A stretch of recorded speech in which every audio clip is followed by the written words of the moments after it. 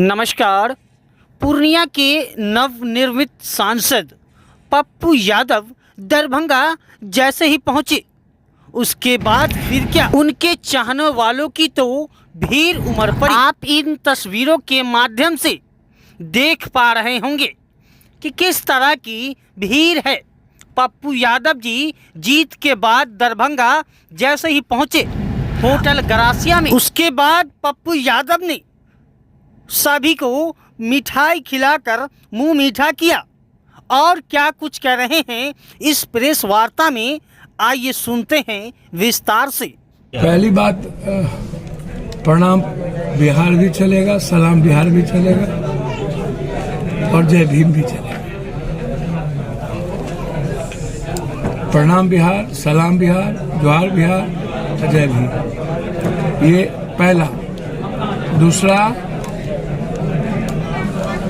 मैं उम्मीद करूंगा और चाहूंगा कि कांग्रेस अकेली ऐसी पार्टी हो जो बिहार में आने वाले समय में सरकार दो। दूसरी चीज आपने पूछी सर, कमान संभालने भैया, मैंने जो बात कही, मेरा उम्मीद है, भरोसा है राहुल जी को, वो जो जिम्मेदारी देंगे उसको मैं बापू। आपका सर स्टैंड क्या होगा? अब जो बात इन्होंने कही, क्या एनडीए और फलना, आइडियोलॉजी और आइडेंटिटी, हमने पहले कहा कि समर्थन हम अपने क्षेत्र में आदरणीय नरेंद्र मोदी जी प्रधानमंत्री का मतलब वो एनडीए या किसी पार्टी का प्रधानमंत्री नहीं है, वो पप्पू यादव के भी प्रधानमंत्री। और मैं उम्मीद करूंगा कि नरेंद्र मोदी जी हमारे जैसे एमपी की मदद करेंगे, सहयोग करेंगे और मोदी जी के हर अच्छे कामों में हम लोग का सहयोग। अगर एनडीए आपको कॉल करता है तो क्या एनडीए में जाइएगा? भैया, अब राजनीति यही करें हम। रुपया चंदा दिया 8 लाख एक। और हमारे साथियों ने बड़ी, चाहे दरभंगा के साथी हों, हमारे नेता हों, बगल में है, सब लोग खड़े हैं, घर ले लिए। हमारे अध्यक्ष वहीं रह गए 2 महीना, हमारे नेता वहीं रह गए। ये छोटी बात नहीं है, लोग अपना घर द्वार ले करके, भाड़ा लेकर के रह गए। ये गंभीरता की बात, पूरे बिहार के साथियों की ये जीत है और सबकी ब्लेसिंग जिसने भी दिया उसकी। कल अखिलेश सिंह ने बयान दिया कि पप्पू यादव कांग्रेस का झंडा लगा करके, अच्छी बात है, यानी आप अपने बलबूते पर नहीं जीते, ऐसा? मेरी बात सुनिए ना, मैं 3 बार पहले भी जीता हूँ और कांग्रेस का सिपाही हूँ, उसमें क्या मतलब है। अब तो आप बार्गेनिंग पावर में हैं। अब तो ये मोदी की सरकार नहीं है, एनडीए की सरकार। 10 साल चली मोदी जी की सरकार, अब एनडीए की सरकार, अब मोदी की सरकार। तो जब एनडीए की सरकार है और हम उस वक्त भी कह रहे थे कि 2030-35 से ज्यादा सीट नहीं आएगा, मैंने पहले भी आप लोगों को कहा था 2040 से, और मैंने यह बात कही थी कि भाजपा अकेली सरकार नहीं बना सकती। तो हम अपेक्षा करते हैं कि विशेष राज, विशेष पैकेज और मिथिला कोसी सीमांचल को बचाने के लिए हाई डैम का निर्माण, बाढ़ से मुक्ति आवश्यक है और कोसी मिथिला सीमांचल के लिए मखान और मक्का पर फैक्ट्री, जो बंद पड़े फैक्ट्री हैं, वो चाहे जितनी फैक्ट्रियां बंद हो, चीनी मिल हो, दरभंगा मधुबनी की सारी चीनी मिल हो, पेपर मिल हो, मैं अपेक्षा करता हूं कि यहाँ के युवाओं के रोजगार के लिए आप सभी चीनी मिल को खोलें।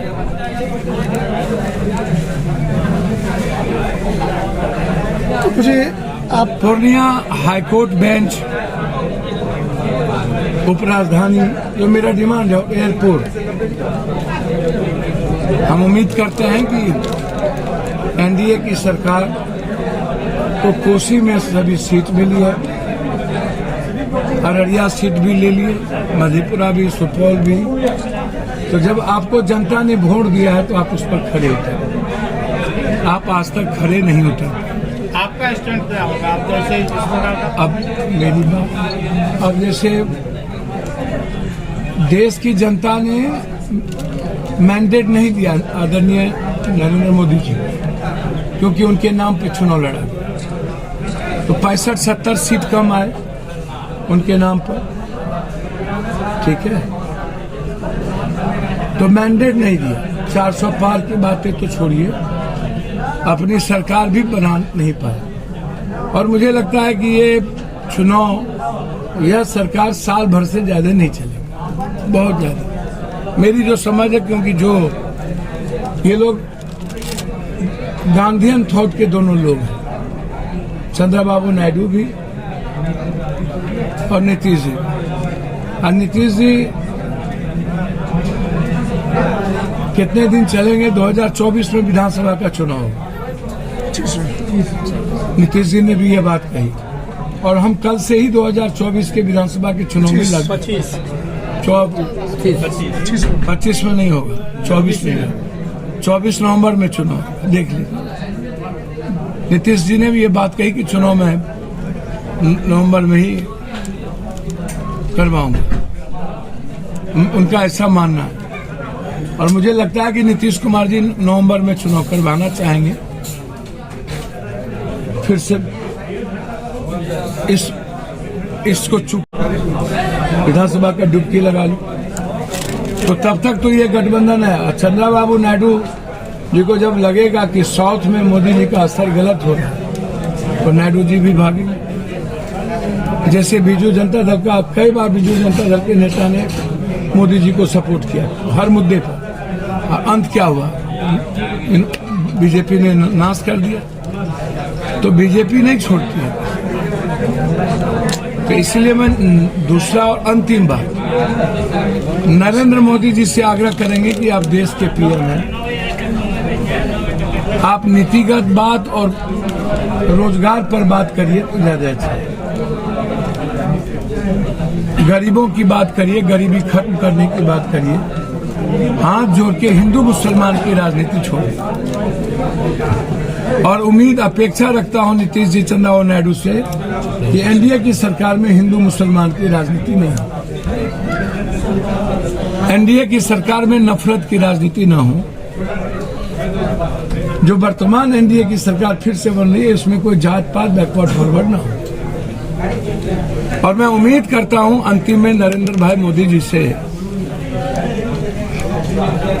कि जो नीतीश कुमार जी ने 69% आरक्षण में कोटा कांग्रेस के दबाव पर दिया, कांग्रेस चाहती थी जो आरक्षण उतना कोटा अब देश में दे दें।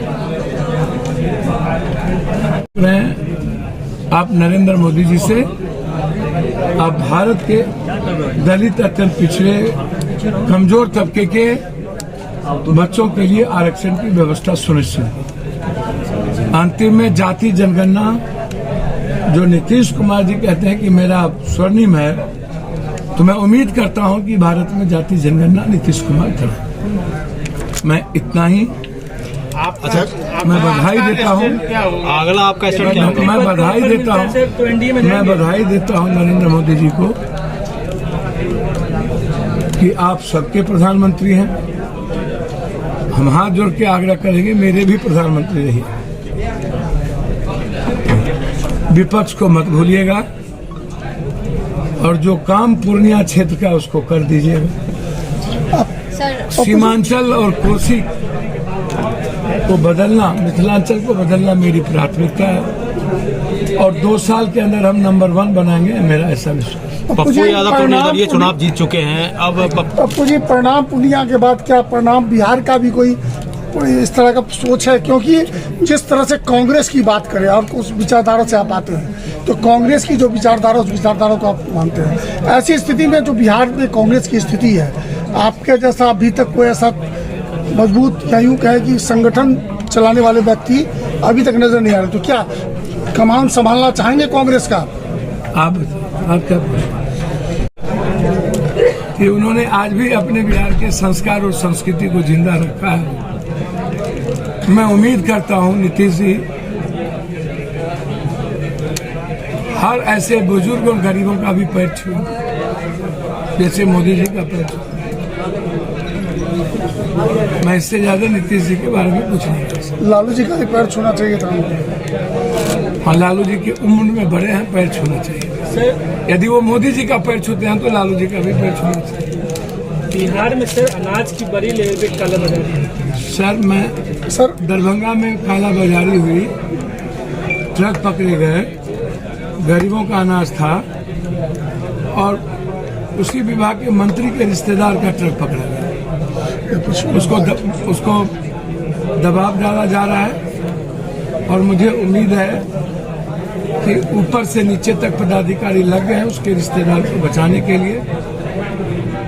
यदि ऐसा हुआ तो हमारे साथी जन आंदोलन भी करेंगे और जहां ट्रक पकड़े गए हैं उसको छूटने नहीं देंगे। सर, आपने एक बयान दिया था कि 1 घंटे में सुधर जाओ, वरना उसके बाद काफी लोग आकलन लगा रहे हैं कि पप्पू यादव पुराने रंग में अब आने वाले हैं। पुराने रंग क्या होता है? आपकी माँ बीमार है तो हम चाहेंगे ना कि आपकी माँ जल्दी से स्वस्थ हो। और यदि कोई अस्पताल पहले 7 लाख रुपया ले रहा है और तब जो है आपकी भर्ती कराएंगे तो बोलेंगे ना कि अच्छी आदत नहीं है। जनता के लिए मैं कुछ भी करूंगा, छेड़े नहीं तो छोड़ेंगे नहीं। मर्यादा को कभी नहीं लांघूंगा, कानून हाथ में नहीं लेंगे और लोकतंत्र की रक्षा के लिए हर वो रास्ते अपनाएंगे जिसमें किसी एक आदमी को मैं आंसू बहने नहीं देगा। पप्पू जी, मेरा एक सवाल, आखिरी सवाल है। पप्पू यादव को जिस तरह से पूर्णिया के जनता ने आंखों पे बैठाया, सर पे बैठाया और पूरे बिहार से जहां जहां मदद के लिए जाते थे लोगों की, पूरे बिहार से लोग वहां पहुंच के पप्पू यादव की मदद कर रहे थे। तो पप्पू यादव 10 सीटें जो आई विपक्ष को, उसमें से एक निर्दलीय पप्पू यादव जीते, इसमें सारे लोग आपका विरोध कर रहे हैं। तेजस्वी ने तो खुल के कह दिया था कि तो उस कंडीशन में पप्पू यादव को बिहार की राजनीति में अब सिर्फ नेतृत्व करना चाहेंगे। पुरानी बात में नहीं आती।